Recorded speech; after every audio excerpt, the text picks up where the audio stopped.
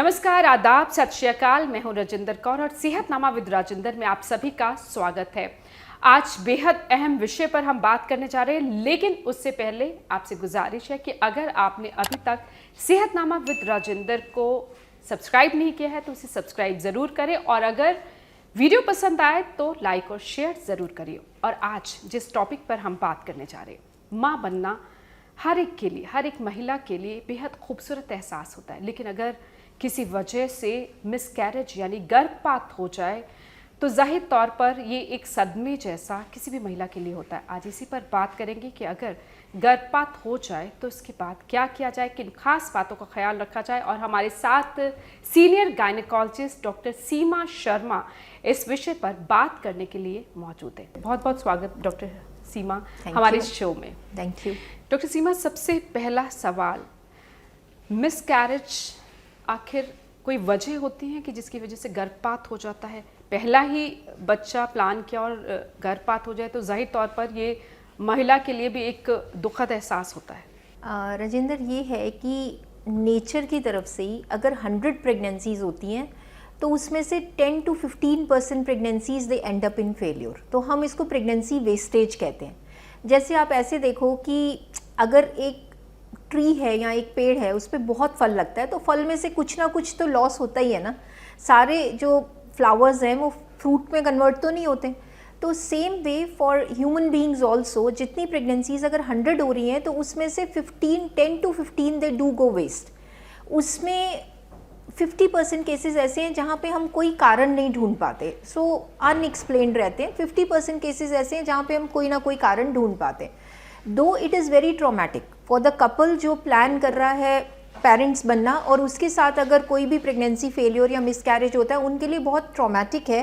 लेकिन as per the natural law 10 to 15% pregnancy failure is known, it can happen. कोई कारण होते हैं इसके? देखिए, कारण बहुत सारे हैं। फर्स्ट ट्राइमेस्टर में कुछ अर्ली प्रेगनेंसी वेस्टेज हम कहते हैं। जैसे फर्स्ट ट्राइमेस्टर मीन्स पहले 3 महीने प्रेगनेंसी के, उसमें अर्ली का मतलब है लेस देन 6 to 7 वीक्स। पहले 2 महीने में ही जब माँ ने अपना प्रेगनेंसी टेस्ट किया या अल्ट्रासाउंड में प्रेगनेंसी कंफर्मेशन हुई और उसके साथ ही उनको ब्लीडिंग शुरू हो गई। सो दे से in these very very early pregnancy vestiges जो कॉमनेस्ट कारण है वो क्रोमोसोमल या जेनेटिक प्रॉब्लम है। उसमें हम ये मानते हैं कि देखिए, जब एग और स्पर्म यूनाइट करते हैं तो एक एम्ब्रियो बनता है। उस एम्ब्रियो में कहीं ना कहीं वो क्रोमोसोम्स की जो पेयरिंग होनी है उसमें कुछ न्यूमेरिकल डिफेक्ट हो सकता है, कुछ स्ट्रक्चरल प्रॉब्लम हो सकती है।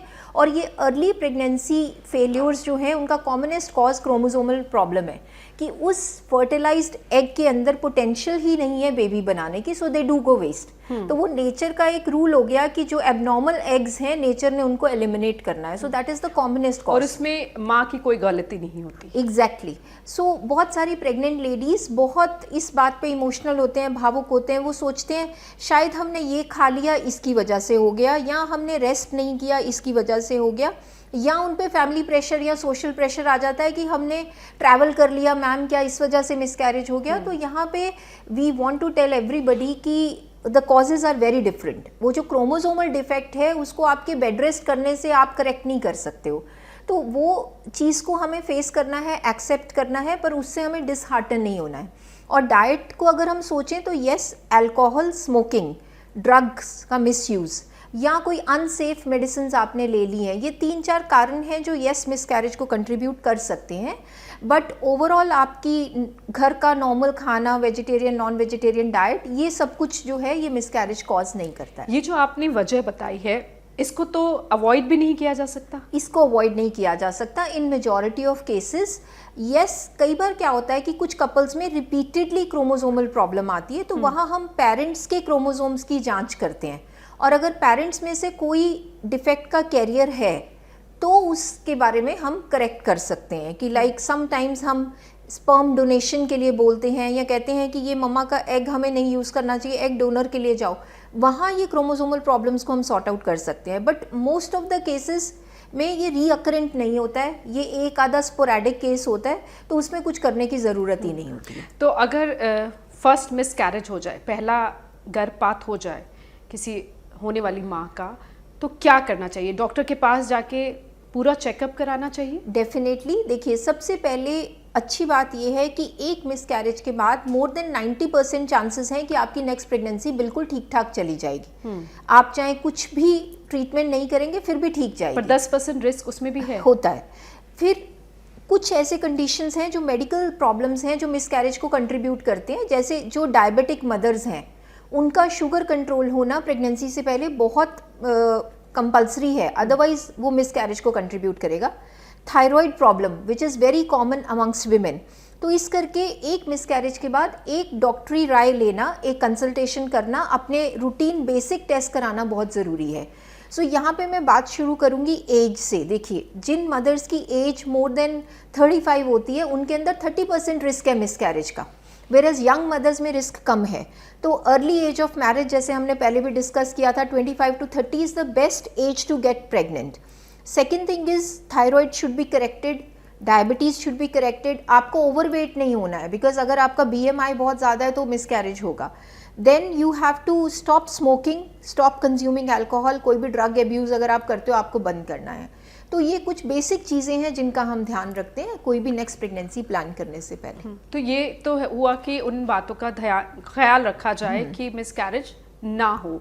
लेकिन अब मिसकैरेज हो गया तो अब चेकअप भी हो गया, उसके बाद जो सेकेंड प्रेगनेंसी प्लान करते उससे पहले किन चीज़ों का ख्याल रखा जाए? सबसे इम्पॉर्टेंट है folic acid supplementation. Folic acid एक ऐसा विटामिन है जो मिसकैरेजेस को प्रिवेंट कर सकता है, बेबीज़ में बर्थ डिफेक्ट्स को प्रिवेंट कर सकता है। सो ऑल मदर्स जो प्रेगनेंसी प्लान कर रहे हैं, जैसे मैंने कहा, उनको अल्कोहल स्टॉप करना है, स्मोकिंग स्टॉप करना है, फॉलिक एसिड खाना है at least 3 months prior to conceiving. उनको अपना अनीमिया, हीमोग्लोबिन करेक्ट करना है। कोई भी माँ जो कोई भी लेडी जो माँ बनने की इच्छा रखती है उसका हीमोग्लोबिन एटलीस्ट 11 से ज़्यादा होना चाहिए, उनको अनीमिक नहीं होना चाहिए। तो उनको अपनी जनरल हेल्थ को अच्छा करके प्रेगनेंसी प्लान करेंगे तो आउटकम अच्छी रहेगी। कुछ खास टेस्ट भी आप सजेस्ट करते हो? टेस्ट में हम मेनली यही कहते हैं, एक तो थायराइड स्क्रीन करेंगे, शुगर स्क्रीन करेंगे, हम उनका ब्लड ग्रुप देखते हैं क्योंकि जो माएँ ब्लड ग्रुप नेगेटिव होती हैं उनके लिए हमें ध्यान रखना पड़ता है। और बेसिकली बस वेट हमने देखना है, उनका ब्लड प्रेशर चेक करते हैं। सो ये, और कभी कभी जो मदर्स अनीमिक होती हैं उनमें थैलेसीमिया का टेस्ट किया जाता है। So these are the basic test जो हम करते हैं। भावनात्मक रूप से काफी टूट जाती है एक महिला अगर पहला ही मिसकैरेज हो जाए, डर शायद बैठ जाता होगा। आप तो बहुत सारी पेशेंट्स को देख रही हैं कि पता नहीं आगे अगला बच्चा अगली बारी क्या होगा। जब तक उनके हाथ में नेक्स्ट हेल्दी बेबी नहीं आता तब तक उस डर को वो रीलिव करते रहते हैं। तो मैं उनको यही कहती हूँ कि देखो, एक मिसहैप है, एक्सीडेंट्स कभी कभी होते हैं, पर शुक्र है वो बार बार तो नहीं होते ना लाइफ में। तो हमें उसको फॉरगेट करके ही नेक्स्ट प्रेगनेंसी के लिए आप पॉजिटिवली सोच सकते हो। कितना प्रेशर लेती हैं महिलाएं अगर बहुत फर्स्ट ज़्यादा मिसकैरेज हो जाए, बहुत और ज़्यादा। उस प्रेशर से कैसे ओवरकम करें वो भी बताइए। देखिए, सबसे पहले तो ये है कि women should not feel guilty. बहुत बार तो वो यही कारण ढूंढते रहते हैं और हम कहते हैं कि 50% हम सारे टेस्ट कर दें फिर भी 50% मिसकैरेजेस को हम एक्सप्लेन नहीं कर पाते। So don't feel guilty about it, इसमें आपका कंट्रीब्यूशन कम है। आप अपना हेल्दी लाइफस्टाइल रखें, अपने स्ट्रेस को कम रखें, अपने वेट को मेंटेन करें एंड एक पॉजिटिव वे ऑफ लाइफ के साथ प्रेगनेंसी को अप्रोच करें। मोर देन 90% चांस है कि बिल्कुल ठीक रहेगा। उस डर को दिमाग से निकालना होगा। उसके बाद ही शायद एक बेहतर प्रेगनेंसी प्लान की जा सकती है। और कुछ खास आखिरी कोई मैसेज आप महिलाओं को देना चाहें जिनका फर्स्ट जो है वो मिसकैरेज हो चुका है, गर्भपात हो चुका है और अब वो सेकेंड टाइम प्रेगनेंसी प्लान कर रही हैं? मुझे लगता है कि मोस्ट इम्पॉर्टेंट इज़ कि mothers have to feel happy, है ना। सो अगर हम कहते हैं कि हैप्पी मदर्स होंगे तो हेल्दी बेबीज़ होंगे, तो इस करके अपने स्ट्रेस को मिनिमाइज़ करना चाहिए, अपनी हेल्थ को लुक आफ्टर करना चाहिए and if you are fit mentally and physically you will have a healthy pregnancy. बहुत बहुत शुक्रिया डॉक्टर सीमा, और उम्मीद करती हूँ कि जिन महिलाओं का गर्भपात हुआ है उन्हें इस वीडियो के ज़रिए काफ़ी अहम जानकारी मिली होगी और आप अपना ख्याल रखिए, सेहतमंद रहिए और सेहतनामा विद राजेंद्र को देखते रहिए। नमस्कार।